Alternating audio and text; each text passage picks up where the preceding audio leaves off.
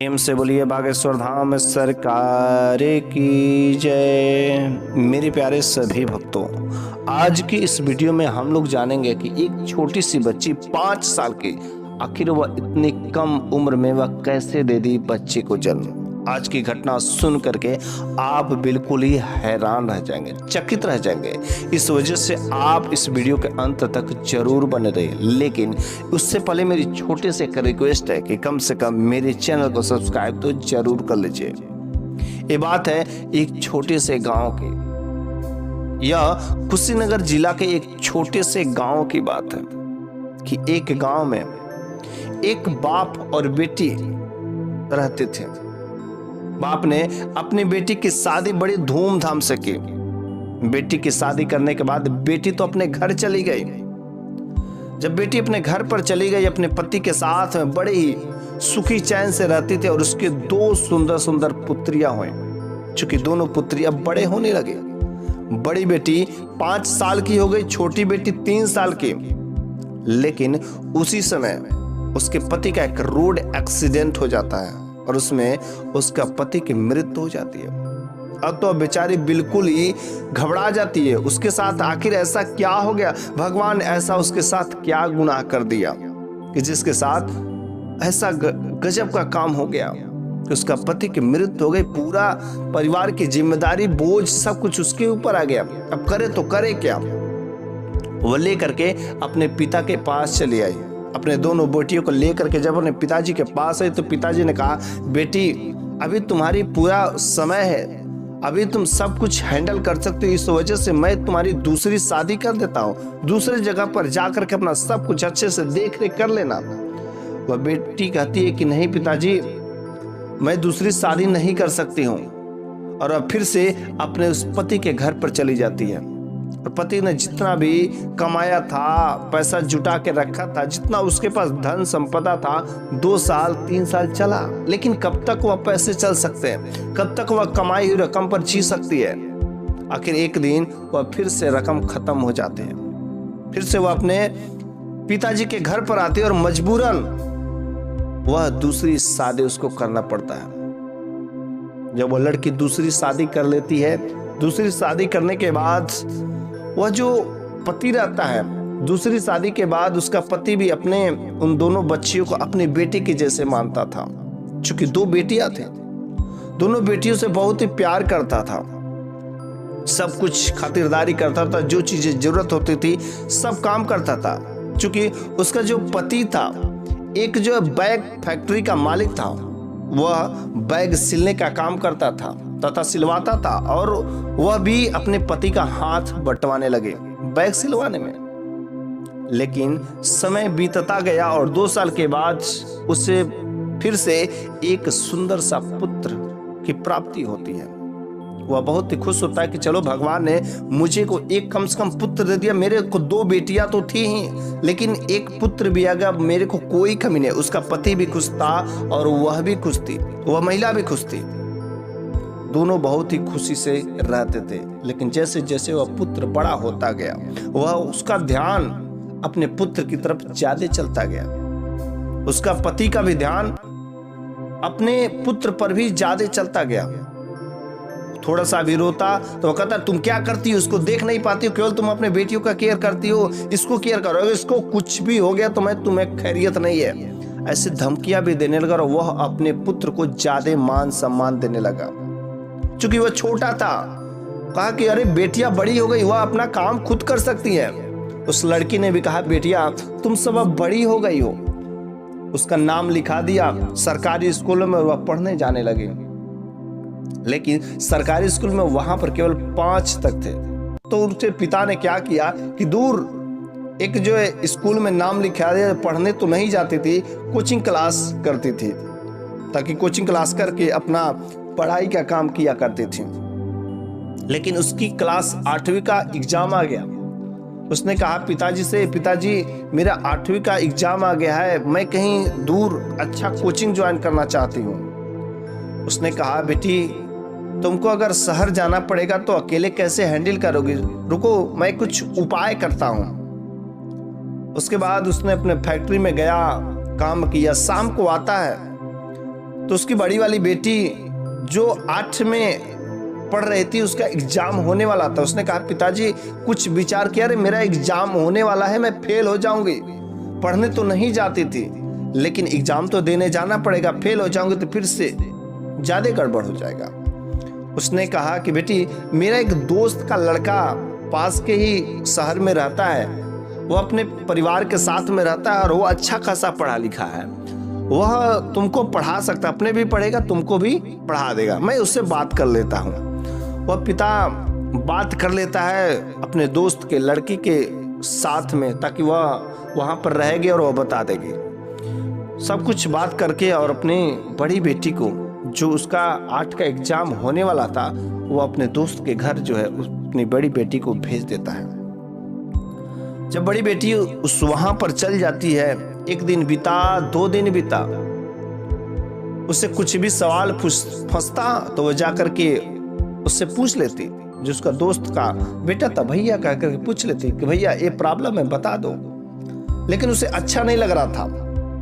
अपने मम्मी से फोन करके बोलती मम्मी मेरे को यहाँ पर अच्छा नहीं लग रहा है, जल्दी मेरे को यहाँ से बुला लो, कुछ भी ठीक नहीं लग रहा है, तुम्हारे बिना सब कुछ सूना सूना लग रहा है। और वह अपने पति से कही कि देखो उसको अच्छा नहीं लग रहा है, वो कह रही कि घर पर आने के लिए। उसने कहा कि बस एग्जाम खत्म हो जाए उसके बाद से वो चली जाएगी, दिक्कत क्या, अपना कोर्स खत्म कर लो उसके बाद घर चली जाएगी।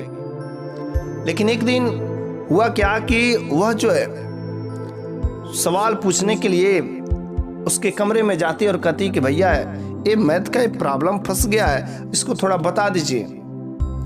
लेकिन चूंकि रात का समय हो गया था, 11 बज रहे थे और उस समय वह जाती सवाल पूछने, वह लड़का जो रहता है उसके मन में गलत ख्यालात आ जाते हैं और सवाल बताने के बजाय वह उसके साथ छेड़खानी लगता है करने। जैसे ही जब उसके साथ छेड़खानी लगता है करने, वह बेचारी वहां से भागी भागी अपने कमरे में चली जाती है और कहती अब से नहीं मैं जाऊंगा, कुछ भी पूछने कभी नहीं जाऊंगी। और आकर के फोन करके और सब अपने मम्मी से सुनाती है, रो रो कर कहती है कि मम्मी मेरे को कुछ भी अच्छा नहीं लग रहा है, जल्दी से मेरे को अपने पास बुला लो, अब मेरे साथ बहुत गलत हो रहा है, मम्मी समझा करो, मैं बहुत गलत संग में पड़ गई हूँ। ये सब कुछ करने के बावजूद भी उसकी मम्मी ने कहा कि बेटा बस कुछ दिनों की तो बात है, जैसे तुम्हारी परीक्षा खत्म हो जाएगी तुम चली आना, बस कुछ दिनों की बात है। और एक दिन हुआ क्या कि जो उसके दोस्त थे सब, उसके घर के सभी लोग किसी शादी पार्टी में चले गए थे। उस दिन वह बेचारी लड़की और वह लड़का बचा हुआ था। रात का समय हुआ, वो लड़का उस लड़की के कमरे में आता है, छोटी सी बच्ची, और उसके साथ जबरदस्ती छेड़खानी करने लगता है। उसने कहा कुछ दिन तो तुम बच करके भाग गई, लेकिन आज तुम्हें कौन बचाएगा, मेरे घर वाले तो कोई नहीं है। और उसके साथ गलत काम कर ही देता है। बेचारी तमाम कोशिशें करती है बचने के, लेकिन बच नहीं पाती, आखिर उसके साथ गलत हो ही जाता है। गलत होने के बाद वो लड़का बहुत ही खुश होता है, अपने कमरे में चला जाता। उसके बाद वो अपने मम्मी को कॉल करती है, रो रो करके कहती है कि मम्मी जल्दी से मेरे को बुला लो, मेरे साथ अब ठीक नहीं हो रहा है। वह तुरंत अपने पति को कहती है कि देखिए बेटी बहुत रो रही है, उसको कुछ परेशानी कुछ दिक्कत है, जल्दी से आप जो बुला लाइए। कहते ठीक है, आज मैं जब फैक्ट्री से वापस आऊंगा तो उसी समय उसको लेते आऊंगा। वह जाता है फैक्ट्री में, और जब फैक्ट्री में जाता है तो वह वापस तो आने के लिए प्लान बनाया ही रहता कि मैं अपनी बेटी को लेके चलूंगा, लेकिन उसी दिन शाम के समय अचानक उसको 1000 बैग का ऑर्डर मिल जाता है। और जब ऑर्डर मिल जाता है तो बेचारा फंस जाता है, चूंकि मशीन लगातार चलते रात दिन जो काम करता लगातार, वह 2 दिन बेचारा बैग सिलता ही रह गया। चूंकि ऑर्डर था, वह फोन करती रही ताकि आप जाइए मेरी बेटी को लाइए, लेकिन फोन नहीं उठ पाया क्योंकि मशीनों की आवाज से उसको आवाज नहीं सुनाई दिया। उसके बाद जब पूरा काम धाम समाप्त होने के बाद 2 दिन के बाद वो अपने दोस्त के घर पर जाकर के अपने बेटी को लेकर के अपने घर पर आता है। जैसे वह घर पर आता है, वह बेटी अपनी मम्मी को पकड़ करके रोने लगती है। कहती, मम्मी आपने मेरे को कहाँ पर भेज दिया जी, मेरे साथ बहुत ही गलत हुआ है। उसके साथ जो भी उसके दोस्त के लड़के ने सब काम किया था पूरा का पूरा बयां कर देती, बता देती है। और वह पत्नी भी अपने पति से कहती है कि देखिए आपका दोस्त का जो लड़का था ना, मेरी बेटी के साथ ऐसा ऐसा काम किया, ऐसा ऐसा गलत काम किया है, वो छेड़खानी किया है, सब बात बता देती है। तुरंत उसका पति अपने दोस्त के लड़के के पास जो फोन करके बोलता है, क्या तूने मेरी बेटी के साथ ऐसा किया, क्यों किया, मैंने क्या इसी के लिए भेजा था, अरे मैंने पढ़ाई करने के लिए भेजा था। जैसे ये सब बातें बोलता है, उसका दोस्त का लड़का बोलता है, क्या इस जमाने में नेकी का जमाना ही नहीं रहेगा, एक तो नेकी करो, दूसरा उल्टा यहाँ पर दोष लगाया जा रहा है। अरे मैंने ऐसा कहीं कुछ ना काम किया, वो अपना मुंह कहीं और काला कलवा करके आई होगी और मेरा नाम दे रही है, मैंने ऐसा कहीं कुछ नहीं किया। आप लोग तो बिल्कुल ही, एक तो नेकी करो, ऐसे कुछ बहुत सारे बोल देता है। और कहता, देखे मैंने उससे पूछा, वो ऐसा काम नहीं किया, मेरा दोस्त का बेटा ऐसा नहीं हो सकता है, कहीं और कुछ गलत काम की होगी। उसके बाद समय बीतता गया उसी घर में, लेकिन जैसे जैसे समय बीतता रहा उसकी बेटी की स्थिति जो है डैमेज होती रही, बदलती जा रही थी। 5 महीने हो गए, अचानक उसके पेट में दर्द उठता है और वह भगी भगी लेकर के अपने बेटी को हॉस्पिटल में जाती है। जब हॉस्पिटल में लेके जाती है तो डॉक्टरों ने चेक किया, डॉक्टरों ने चेकअप करने के बाद कहा कि इसके पेट में बच्चा पल रहा है। उसने कहा, क्या बच्चा पल रहा है? अपने बेटी से पूछी, क्या किसका है? वह तुरंत बता देती उसी का है, कि दूसरा किसी का नहीं। समझ जाती कि हाँ उसी ने गलत काम किया, मेरी बेटी के साथ उसी का बच्चा है, उसी का खून है। अब तो वह न्याय पाने के चक्कर में रहती है। वह अपनी बेटी को लेकर के घर आने को सोचती है कि कहाँ जाए। उसने कहा डॉक्टर से कि डॉक्टर क्या इसका एबार्सन हो सकता है? डॉक्टर ने कहा नहीं, अभी एबार्सन नहीं हो सकता, चूंकि बच्ची की उम्र काफी छोटी है, अगर एबार्सन होता है तो बच्ची की मृत्यु हो सकती है, सब खतरा हो जाएगा, एबार्सन मैं नहीं कर सकता। वो अपनी बच्ची को लेकर, अपनी बेटी को लेकर के घर पे चली आती है और अपने पति को सारा का सारा हाल का सुनाती है। उसका पति कहता है कि देखो तुम्हारी बेटी है, मेरी भी बेटी है, लेकिन अगर ये घर में रहेगी तो मेरा भी नाक जो कटेगा, इस समाज वाले लोग क्या कहेंगे, इस वजह से तुम अपनी इस बेटी को घर से बाहर कहीं कर दो, इस घर में नहीं रहना चाहिए, तो लोग कहेंगे सौतेला पिता ने ऐसा काम किया, यही किया होगा, कुछ ऐसा वैसा, मैं ये सब बदनामी बर्दाश्त नहीं कर सकता। वह जो है अपनी बेटी को लेकर के अपनी बहन के पास जाती है। जब बहन के पास जाती है तो उसकी बहन कहती है कि देखो ये गलत काम करके आई है, किसका खून है पता नहीं, सब हाल सुनाती, लेकिन वो मानती नहीं है बातों को। कहती कि ये तुम्हारा पति है, तुम्हारा भी घर है, ये सब जो बदनामी अपने घर पर ले जाके सौ लोग, यहाँ के समाज वाले क्या कहने लगेंगे, मैं ऐसा बेसुर यहाँ पर रहने नहीं दूंगी, तुम ले करके चली जाओ। उसके बाद वह उधर से घूमती घूमती वह जो है उसी दोस्त के घर चली जाती है जिस दोस्त का बेटा ने उसके साथ ऐसा काम किया था। वह अपनी बेटी को लेकर के जब उसके घर पर पहुंचती है तो उसके माँ बाप से वह मिलती है और हाल चाल सब कुछ बात करती है।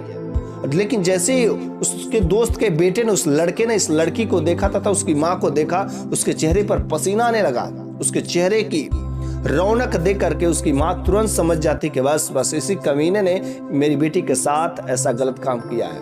उसके चेहरे की रंग बता देता है। उसके बाद वह अपने घर चली जाती है। उसका पति जो फैक्ट्री में चला गया रहता है, वो उसके दोस्त के बेटे को फोन करके बुलाती है बड़ी प्यार से, बेटा मेरे घर पर आओ, बहुत जरूरी काम है।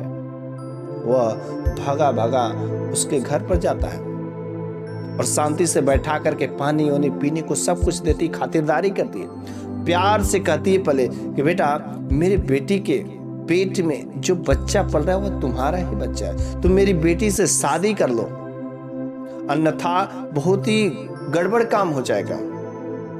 वो कहता है कि मैं आपकी बेटी से शादी क्यों करूं? अरे वह कहीं और मुंह काला करवा के आई है, कहीं कुछ करवा के, और मैं आपकी बेटी से शादी करूं? ऐसा तो बिल्कुल ही नहीं हो सकता, मैंने ऐसा कोई काम ही नहीं किया।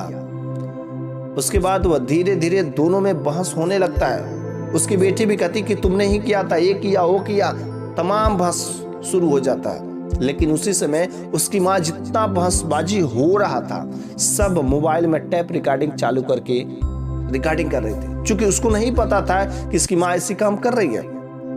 उसके बाद वो गुस्सा हो गया, बार बार मुझ पर इल्जाम लगाया जा रहा है। उसने गुस्सा करके कहा कि हाँ मैंने बेटी के साथ किया, ये सब काम क्या उखाड़ना क्या कर लोगी, क्या तुम बिगाड़ लोगी मेरा, करना हो जो कर लेना, कुछ नहीं कर पाओगे, लेकिन मैं तुम्हारी बेटी से कभी विवाह नहीं करूंगा। अरे मैं तो बेटा हूं, मैं लड़का हूं, मेरी शादी हो जाएगी, लेकिन तुम्हारी बेटी का शादी कौन करेगा, कौन करेगा इससे शादी, इसका तो नाम बदनाम हो गया।